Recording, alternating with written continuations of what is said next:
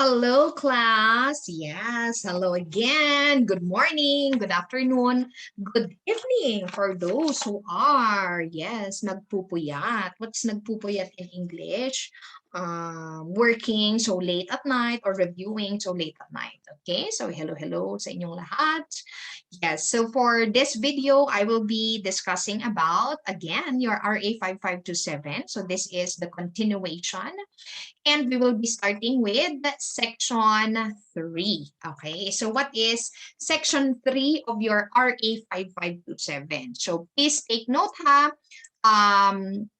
Take notes. Wait a minute. Take note that your RA 5527, so this was the section 3 rather.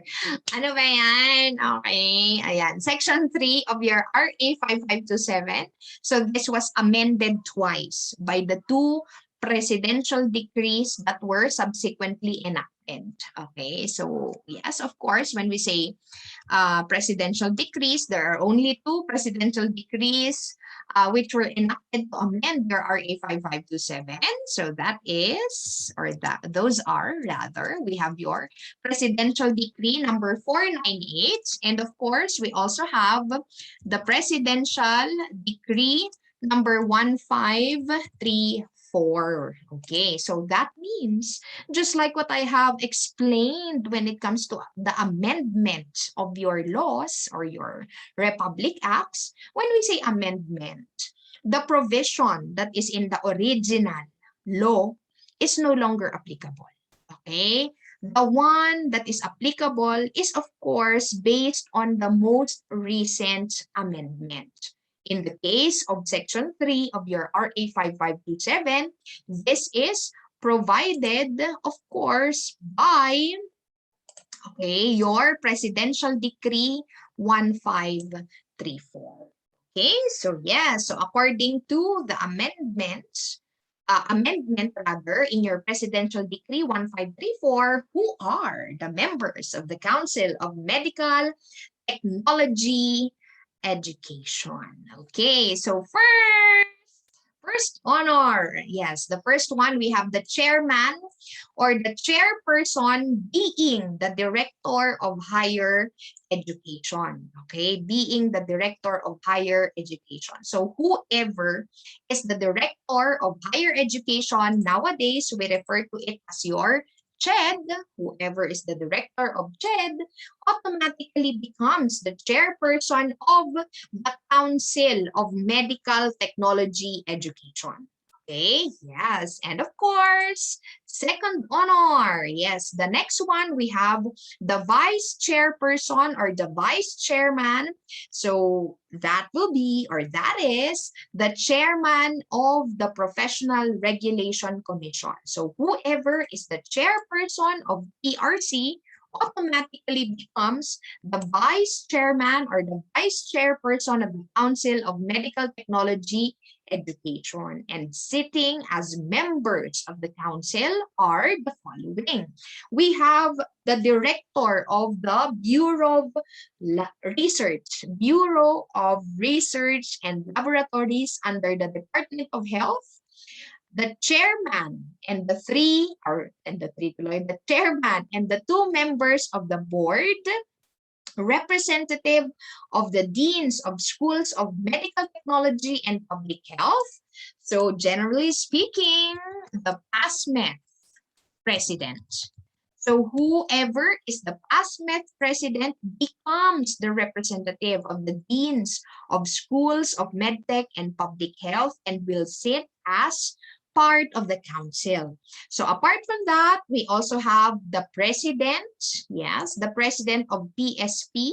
So president of PSP stands for the Philippine Society of Pathologists. And lastly, the president of PAMET or the Philippine Association of Medical Technologists. Okay, so these are the members of the council. Okay, members po sila ng council. So class, may I just clarify some things.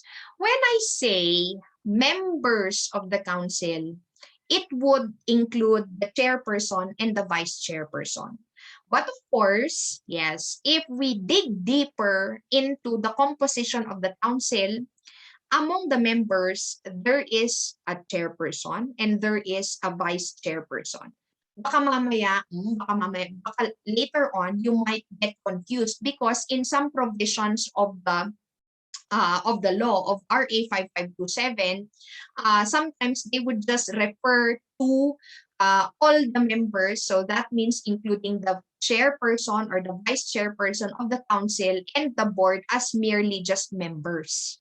Okay, yes, but it does not necessarily mean that we are considering the members also. So like for example, in the exam, yeah, of course, in the examination, it will be asked. The Council of Medical Technology Education is composed of how many members or how many members. So that means it would include the chairperson and the vice chairperson. Okay, so please, ayan ha, all right. So yeah, so that you don't get confused because in some provisions of RA 5527, when we say members, it would still include the chairperson and the vice chairperson. Later, I will explain it to you when we go to those provisions, okay? So that means your council is composed of how many? So one chairman, one vice chairman or chairperson, director of BRL, and then all the members of your board. So that would include the chairman and of course the 3 members. So that's 6. And then ASMET president, PSP president, and AMET president. So that means it is composed of 9. Okay, 9 ang ating council. Okay, all right. So let us move on to the compensation and traveling expenses of council members. So just like for example for section 4, it says here compensation and traveling expenses of council members. But if you are going to look at the provisions of section 4, it includes the chairman. So this is what I'm trying to explain a while back. When we say members, it does not necessarily pertain to the members per se. Okay, it does not per se. It does not necessarily refer to their role in the council or in the board. Okay, council members, that would still include your chairman or chairperson as well as the vice chairperson. Okay, so for the compensation, 50 pesos per diem. So per diem, take note class ha, per diem refers to per day. 50 pesos per day for every meeting actually attended for the chairman or by, this should be for the chairman. Yes, tama. 50 pesos per day for every meeting actually attended for the chairman of the council.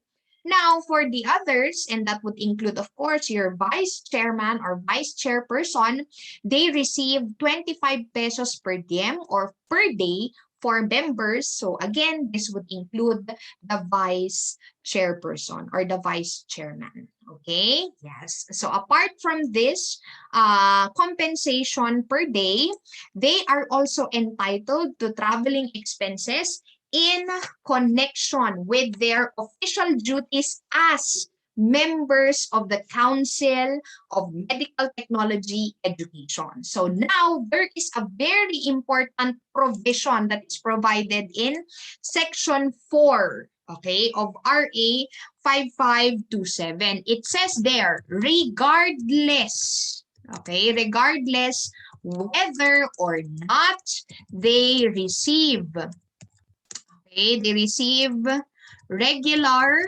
salaries from the government. So this is particularly true if we are going to consider some of the members of the council. Like for example, the chairperson. So the chairperson is the head of CHED. So that means he is also employed by the government. Another, the vice chairperson is the head of PRC. So again, he or she is employed by the government. We also have the director of BRL. So again, being the director of BRL, he or she is employed by still the government. So that means class, okay? That means class. Even if they are employed by the government, they would still receive compensation apart from the regular salaries that they receive as the head of SED, as the head of PRC, as the head of BRL. So that is on top of their regular salaries. Why on top? Because their job in the council is different from their regular job as part of the government. Okay, nakuha. Yes, that is the explanation of this particular provision. Okay, yes, that is in short, or in order for you to understand it better, on top of their regular salaries, they will receive this compensation per day and for their traveling expenses also. All right, so that is section 4 of RA 5527. Yes, bumibilis. We are becoming faster. Why? Because these sections are quite short compared to, of course, the definition of terms. Okay, so next we have section 5. Okay, yes. So let me just erase this. Functions of the Council of Medical Technology Education. Okay, so let me just put this. All right. So what is our keyword in order for us to remember the functions of the council? So class, especially so that you will be taking medtech laws when you have your licensure examination also later on, it is important for you to differentiate, to be able to differentiate the functions of the council to that of the functions of the board. How are we going to make our lives simpler in that case? So take note, class. Naman. Okay, take note, class. Our keyword here is education. Okay, yes. Our keyword here is education. So that means the end user of the rules, of the regulations, of the guidelines which are formulated and crafted by the council, who are the end users? It's you. Okay, yes, kayo po, it's you. You are the end users of the of whatever is crafted or formulated by the council. It's the students. Okay.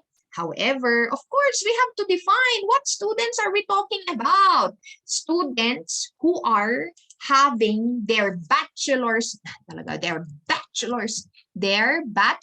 degree. Wrong spelling tuloy. Okay, their bachelor's degree or their baccalaureate.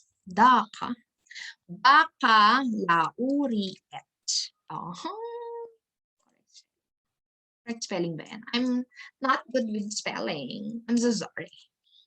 Okay, yan. Hindi, baka.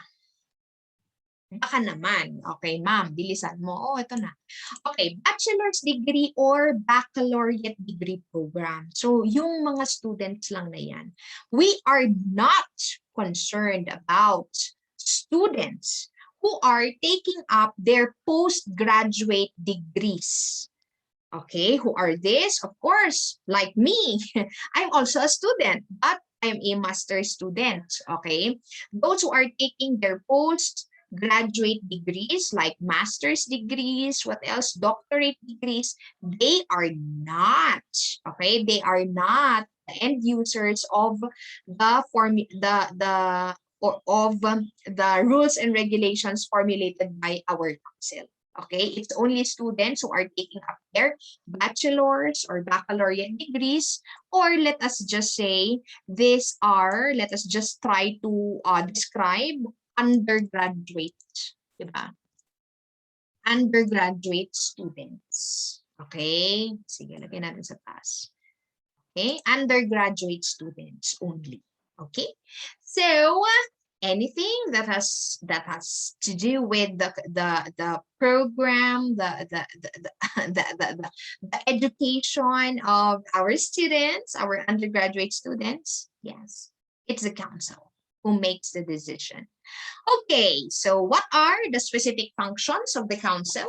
So number one, we have recommend the minimum required curriculum. Okay, so again, if we are going to look at the bachelor's degrees which are offered to students who would later on become part of the medical technology profession, so we have a lot actually, and it has evolved. So we have a Bachelor of Science in Medical Technology, Bachelor of Science in Hygiene, Bachelor of Science in Public Health. We have Bachelor in Medical Laboratory Science. And then, of course, your degree program now, we have Bachelor of Science in Medical Laboratory Science. Okay, yan. So they are the ones who would recommend the minimum required curriculum for this bachelor's or baccalaureate degrees. So some of you might think, is Bachelor of Science in Hygiene and Bachelor of Science in Public Health the same as Bachelor of Science in Medical Technology? Well, the answer to that is yes. Remember, we are after really the curriculum. Okay, silence, diba? We are after the curriculum. The council looks at the curriculum of your BSH and BSPH. Does it satisfy? Do this degree program satisfy the minimum requirement for the curriculum of students who would later on become eligible to take the licensure exam or the board examination for medical technology? If the answer to that is yes, then they are included. As long as the minimum requirement is there. Okay, yes, they are looking at the curriculum. All right, okay. Okay, next, we have determine and prescribe the number of students to be allowed to take up the medical technology course. So in this case, we are talking about your instructor to student, okay, instructor to student ratio. Yes. So it is the council which would recommend, okay, or that, yeah, tama, prescribe is recommend also, which would recommend how many students should an instructor teach. Okay, yes. And the most recent implementing rules and regulations as for this particular ratio is provided by CHED Memorandum Order number 13 series of 2017. Okay, yes. Class, you have to know how to read your administrative orders, your CMOs, your department orders, so on and so forth. So again, CHED Memorandum Order number 13, series of 2017. So according to this IRR, okay, for lecture classes, what should be the ratio? It should be 1:40. One student per 40 students. One instructor should have 40 students for lecture classes. Okay. For laboratory classes, on the other hand, the ratio should be 1:20. Okay, 1:20. So that means one instructor for every 20 students. Okay, of course, you have a question here, right? Like, for example, in our classes in MedTech Laws, you are 50 instead of 40. Remember that if the status of a particular higher education institution is autonomous, that particular institution has the privilege, okay, of crafting rules and regulations which are applicable to the institution. Okay, yes. Like for example, yeah, in the case of the University of Baguio, we are autonomous, and so we can make necessary adjustments as for what is being recommended by CMO 13 series of 2017. Okay, yeah. So that's why we are 50, and probably in some of your laboratory classes, you are not 20, but you are 50 also, or sometimes you may the number rather might reach up to 60. Okay, yes. Okay, yeah, because we are autonomous and we have the privilege to make necessary adjustments. Okay, yes. All right. Next, number 3, approved schools offering BSMT or bachelor's or baccalaureate degree programs for medical technology, and to recommend closure. So when do they recommend closure? So of course, they would usually recommend the closure of a particular school uh, if the implementation of the different rules and regulations required by the council is substandard. Okay, like for example, they don't have enough facilities, um, so on and so forth. Okay, if it is a substandard, then close. Okay, i-close nila yan. So another, okay, so they would require all medtech schools to submit an annual report on or before the month of June. So specifically, this report contains, yes, this report contains the total number of students and instructors for the program, the list of facilities, the list of recent graduates, as well as the list of new admissions. Okay, so I repeat, total number of students and instructors, list of facilities, of recent graduates, and of new admissions. So those are the requirements as for the report, yes, that the schools have to submit on or before the month of June. Apart from that, they are also responsible in inspecting the different schools of medical technology. Okay, yes. So in this case, they would usually look at the facilities. They would usually look at records if, for example, the school is really following what is required by the council for the education of our undergraduate students. Okay, another, they are the ones who would give a certification for the admission into an undergraduate internship program. Okay, so yeah.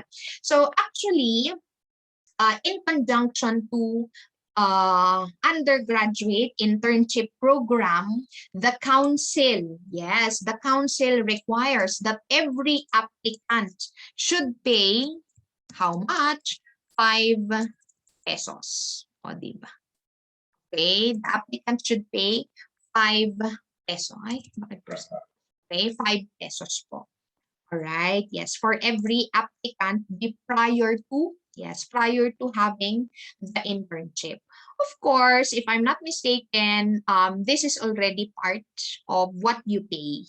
Yes, what you pay in the University of Baguio. Kasi hindi naman kami talaga.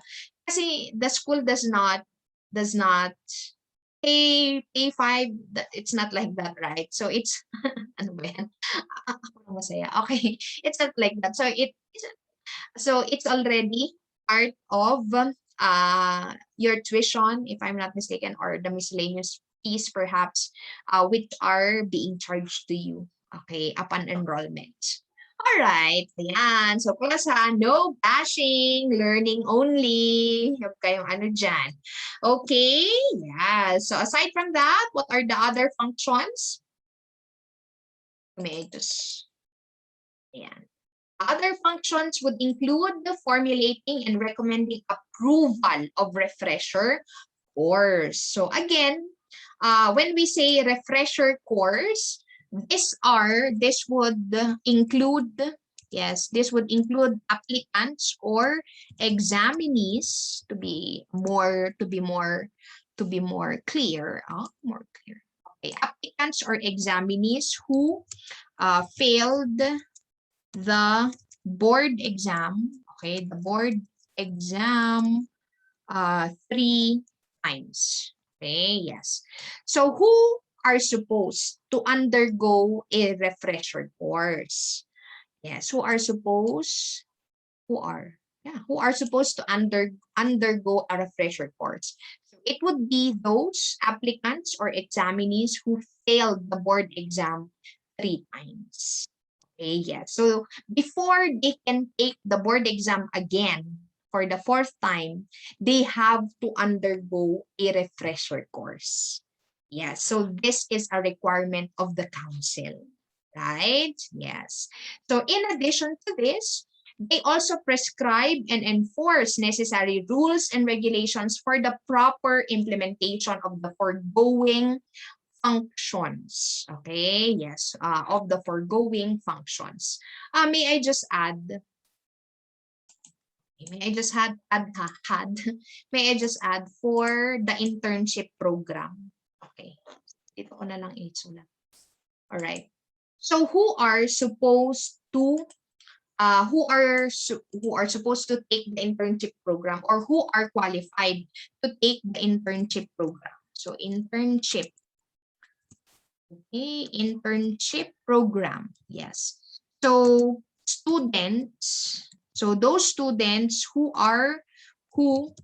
satisfactorily completed, okay, completed 3 years of medical technology. Okay, of the 3 years medical technology, of 3 years of the medical technology curriculum. So they are spelling. Okay, so they are the ones who are eligible or who are qualified to have the internship program. Okay, yes. And then, yes, you might be wondering where will the 5 pesos go? Because I mentioned a while back, every applicant should pay 5 pesos. So remember that the 5 pesos that is paid by every applicant before the internship program or for the internship program, it goes or it provides the funds for the council. Okay, yes, yes, it provides funding of the council. Okay, so those are the provisions under your section 5. So now let us go to section 6. Yes, we have minimum required course. Okay, minimum required course. So actually there has been several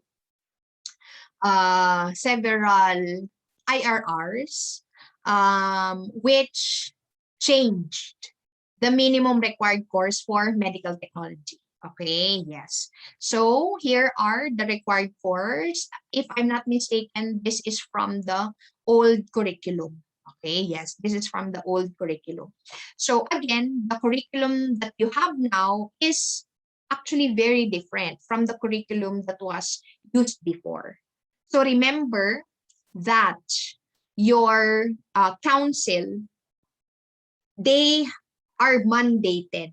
Yes, they are mandated or they are authorized to change, remove, or add subjects as the needs and demands of the progress in the field of medical technology may require. Okay, so that means, yeah, since the science of medical technology is fast changing, the council has to keep up with these developments or with these changes so that the undergraduate students will become competent. Yes, we have to preserve, okay, the competency of our undergraduate students. Yes, yes, in order for us to keep up with the developments. So that's why, yes, the council, they are authorized to do that, to make modifications as for the minimum required course. Okay, so let me just share this one. Yes. So this table shows the developments when it comes to the minimum required course for medical technology. Okay, so before, for your GE subjects, it used to be 73 units. It was changed when CMO or CHED Memorandum Order number 14 series of 2006 was released. So GE subjects, the units was reduced to, number of units was reduced to 70. And then nowadays, what we follow is the IRR, uh, particularly your CMO 13 series of 2017. So this is the most recent IRR when it comes to the minimum required course for medical technology. Okay, so in there, the general education subjects, they are already categorized into several courses. So we have GE core courses, GE elective courses, GE mandated courses. Okay, so 24 units for your core courses, GE elective courses, we have 9 units, and then GE mandated courses, we have 3 units. Core courses, so this would actually include your major subjects in first year to second year, if I'm not mistaken. Okay, this would include your anatomy and physiology, so on and so forth. All right, so core courses, before it's 30 units, and then it became 16 units by virtue of said Memorandum Order number 14 series of 2006, and then it became 25 units, and this is the one that we follow now as provided by said Memorandum Order number 13 series of 2017. Okay. For professional courses, on the other hand, we have 60 units before, and then it became 50, and then now it is 65 units. And then for research, we have previously 5 units, and then 3 units, and then now we have 5 units. And then for seminar, actually this is no longer required. Seminar or special topics. Yes, special topics. So in the original minimum required course, it's 6 units. In CMO 14 series of 2006, instead, or no, not really instead, but a synonymous term was used for the term seminar. So seminar or selective topics, which is 6 units. So I think during my time, if I'm not mistaken, we had a lot of selective topics like pre-med 1, pre-med 2. Yes, those are examples of selective topics in which the institution has the privilege to choose what kind of selective selective topics are they going to include in the curriculum. So now, right, you don't have pre-med. But before, during my time, we had pre-med 1, we had pre-med 2. Okay, as part of the selective units, which is 6 units. And then for NSTP, before there were no NSTP in the required course, and then by virtue of CMO 14, we have 6 units. Now we still have 6 units, again by virtue of CMO 13 series of 2017. PE. Oh my gosh, this is the one that did not change. Okay, we have PE 8 units, and then CMO 14 8 units, and then CMO 13 8 still 8 units. Okay. Internship, before it's 36, it became 18, and then clinical internship now is 28 units for a total of 176 units originally, and then by virtue of said Memorandum Order number 14 series of 2006, it became 148 units, and again by virtue of CMO 13 series of 2017, it became 173 units. So apart from that, may I just also mention, because I think some schools are still following CMO 14. In the CMO 14, particularly for the internship program, okay, I'm sorry, it's not selective topics pala, parang selective. I think I have been mentioning selective topics. It should be special topics. Okay, yes, back, erase, special topics, seminar or special topics. Okay, again, back to CMO 14 and in line with the internship program. CMO 14 series of 2006, the minimum requirement for the internship is only 6 months. Okay, however, for CMO 13 series of 2017, the internship program duration should be 12 months. Okay, yes. And this is what the university has been following for several years already. Even before the release of CMO 13 series of 2017, like for example, during my case, I had my internship program in 2013 to 2014, we were required to have 12 months of internship. Okay, so this would constitute 1,664 hours per year. Okay, per year po yan. So this is what we also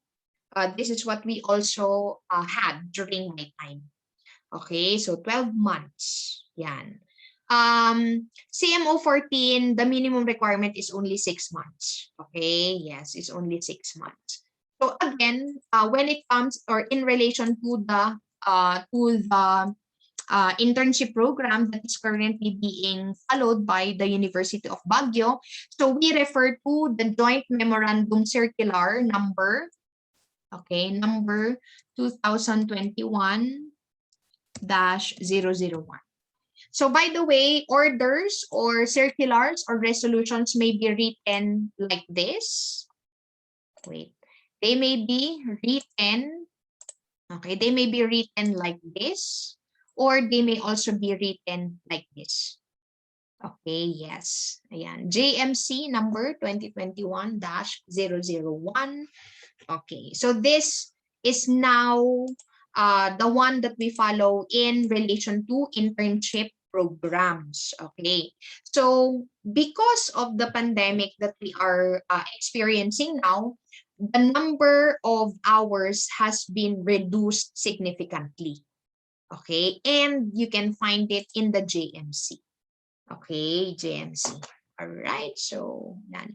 By the way, may I just also mention your CMO 13 series of 2017, the reason why they crafted this particular IRR for the minimum required course for medical technology. This is actually in response to the K to 12 program of the government. Okay, yes, of course, we had to make some necessary adjustments for the curriculum. Yes, in response to the K to 12 program of the government. Okay. Yes. So now let us move on to the next section. We have section 7, which talks about the medical technology board. Okay, medical technology board composition. Okay, composition of the board. So it is composed of chairman and 2 members. Okay, so actually, may I just mention that the medical technology board or the board of medical technology, so this is under your professional regulation commission. Okay, yes, your PRC. They are under the PRC. Okay, and it is composed of 1 chairman or chairperson and then 2 members. Yes. The chairperson of the board, he or she has to be a pathologist. Okay, the 2 members of the board has to be registered medical technologists. Okay, ma'am, can a registered medical technologist become a chairperson of the board? No! Okay, because a chairperson, he or she should be a pathologist. Okay, yes, a pathologist. And all members, so that would include also the chairperson of the board, they are appointed by the President of the Philippines. And then when it comes to their tenure of office, they have a tenure of 3 years after appointment. Okay, after appointment. So remember that in order for a particular person to become a member or a chairperson of the board, a recommendation from the PRC has to be made. Okay, so again, upon the recommendation of the PRC, yes, the chairperson and the members of the board will be appointed by the President of the Philippines. Okay, so 3 years after appointment. So currently, who are the members of the board? So actually, there is one member who died. So wala pa naman, there is still no appointment made by the president. So anyway, may I just mention the chairperson, of course, you have to know this. The chairperson of the board is Dr. Marilyn A. Cabal Arza. Okay, so she is, actually, it's composed of women. Yes, chairperson, and then the members, the sitting members of the board, we have Miss Marilyn, oh, di ba pare silang Marilyn? Marilyn R. Atienza. Okay, however, unfortunately, Miss Marilyn Atienza passed away last March 2021. Okay, so wala pang ina-appoint. There is no replacement yet for Miss Marilyn. Okay, so members of the board, Miss Marilyn, and then the other one, Miss Marian. Oh, di ba siya? Marian M. Tantingko. Okay, yes. So these are the members of the board. Chairperson, Dr. Marilyn A. Cabal Barza. Members, Miss Marilyn R. Atienza, and then Miss Marian M. Tantingko. Okay, so yes, so in the case of, yes, in the case of, ano pangalan nito? In the case of Miss Marilyn Atienza, so it is actually governed by one of the provisions which are included in section 7. It says here, in case of death, disability or removal, the successor shall serve only the balance of his term. Okay. However, if you are going to look at the tenure of the Board of Medical Technology, they have been there for a long time already.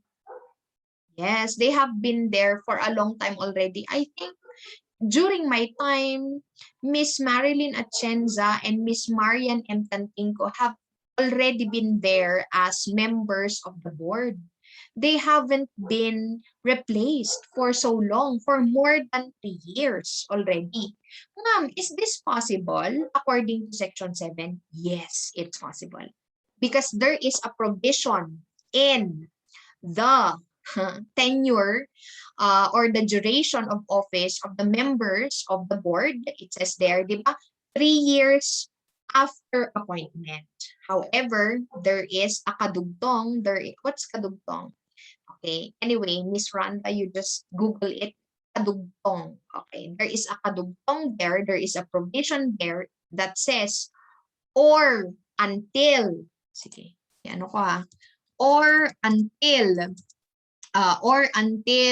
their,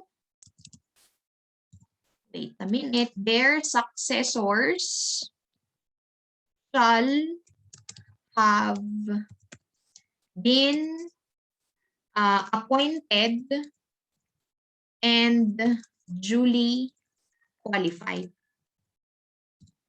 Okay, there is a provision that says here, or until their, so 3 years of appointment, or 3 years, 3 years after appointment, or until their successors shall have been appointed and duly qualified. So that means, since for a lot of years, there was no appointment, diba? They were not replaced by virtue of an appointment.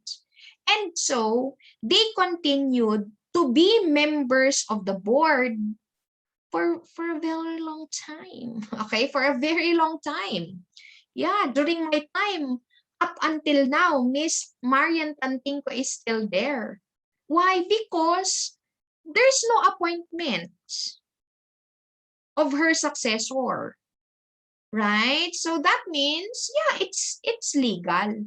it's lawful if, for example, their tenure of office becomes longer than 3 years.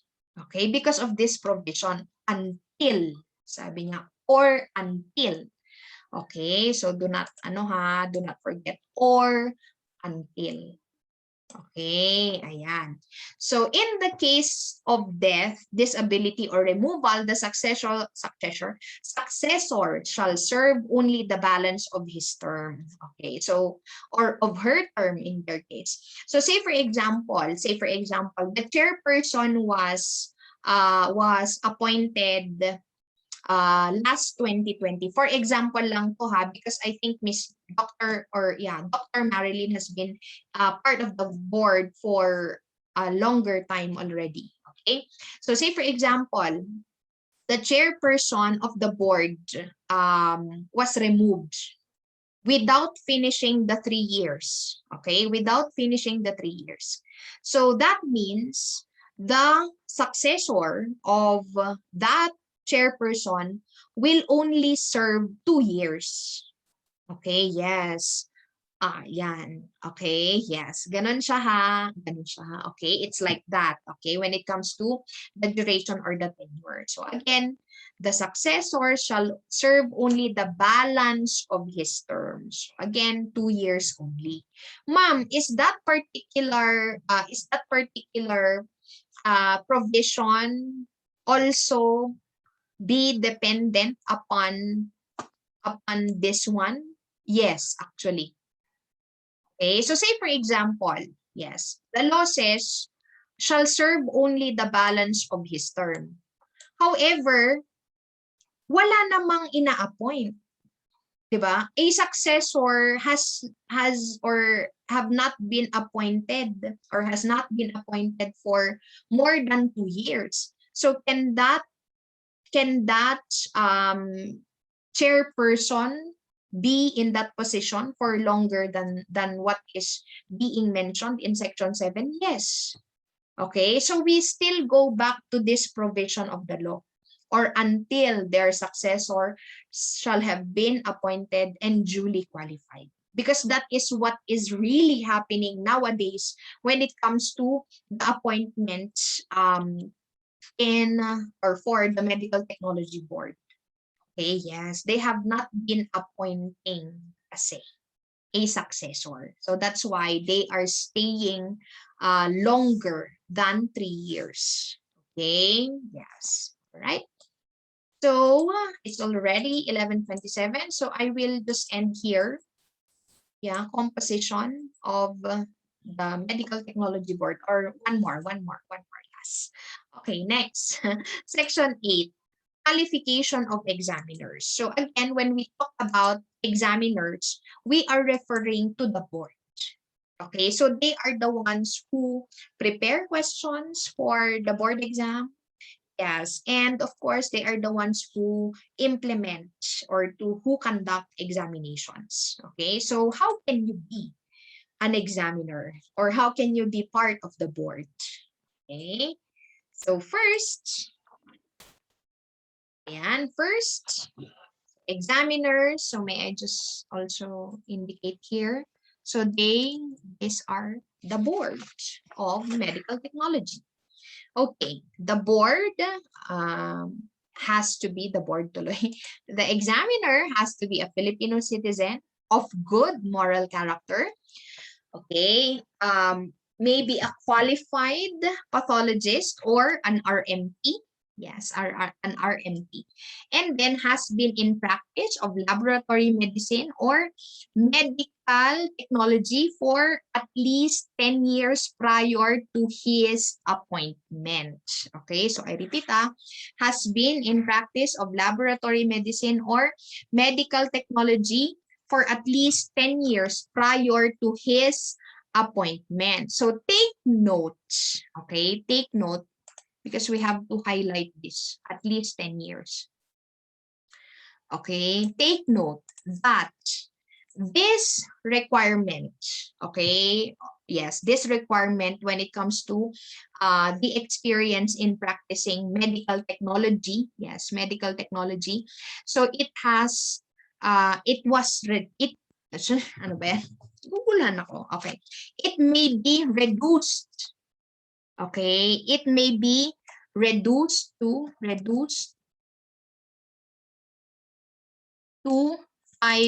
years. Yes, there is a provision in Section 8 which says there, this 10-year requirement may be reduced to 5 years. When is this 5 years reduction in the number of years of experience of a medical technologist or of a pathologist be applicable? So it may be reduced only lang ha, only during the first 3 years, for the first 3 years following the approval of this act. Okay, reduced to 5 years during the first 3 years following the approval of this act. So, my question is that applicable now? Is it applicable now? No, it's not applicable now. It was only applicable first 3 years after 1969. So that means 1969, 1970, 1971, 1972. Okay? So the requirement when it comes to the experience in the practice of medical technology may only be reduced to 5 years until 1972. But after that, it is no longer applicable. Okay, yes, okay. Yan na. It is no longer applicable because it has already been how many years after your 5527, di ba? It has already been, if I'm not mistaken, around 52. It has already been 52 years after the approval of 5527. And so it is no longer, di ba? It is no longer applicable. So that means if you want to be an examiner or if you want to be part of your board or of the board, then you have to have at least 10 years of experience. Okay, it can no longer be reduced, no reduction. Okay, another. It says here, not a member of the faculty of any medical technology school for at least 2 years prior to appointment. Okay, prior to appointment. So take note, class, that there is also a provision there. It should, or he, di ba may nakalagay din doon sa RA 5527 in which it says there, the applicant, okay, the applicant should not have a okay, sorry. Wait a minute. Breathe. Okay. So in addition to this, there is also a provision there that the applicant should not have, okay, or does not, spelling batch, does not have pecuniary interest, okay, does not have pecuniary interest. Is there directly or indirectly in such institution.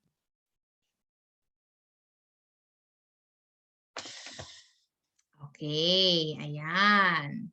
So what is the meaning of pecuniary interest? Okay, ano. It doesn't, di ba? Sabi niya doon, should not have, or the applicant does not have pecuniary interest directly or indirectly in such institution. So when we say pecuniary interest, it refers to monetary. Okay, monetary interest directly or indirectly in such institution.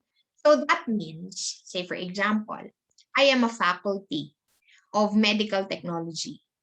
And then my husband, for example lang to because this is not true. Okay. For example, my husband, okay, or our family owns a school that offers medical technology. Okay? Am I qualified to be an examiner? Am I qualified? I do not own. I'm not the one who owns it. It's my husband or it's my family. Am I allowed to be an examiner? No. Because it says there, pecuniary interest, monetary interest, directly. So I may be the one who owns the school, or indirectly, I have a relative. And for that matter, it's my husband. Right? So that's indirect. Or it could also be directly because our properties are conjugal. Oh, right? Okay, so that means even if I have not been teaching in the school for more than 2 years even, I am not qualified because I have pecuniary interest. Okay, I have pecuniary interest. My husband owns the school offering medical technology. So I cannot be, diba? I cannot be. So it's a good thing we don't own a medical technology school. So I can still be an examiner. Okay? So ganun po. All right, so last na muna to. So next section 9. Yes. Okay, yes. All right. So I will just end it here and then I'll see you again in my next video. So yeah, I do hope you learned a lot and then I do hope that I am helping you understand RA 5527. Okay, just like what I have mentioned and borrowing from one of the vloggers that I follow, no bashing. Okay, no bashing, just learning. Bawal ang bashers, only learners. Yes, I'll see you again in the next episode of our RA 5527. Bye. Bye. Bye, class. Bye, classes. Bye, LBC. Bye, LBE. Bye.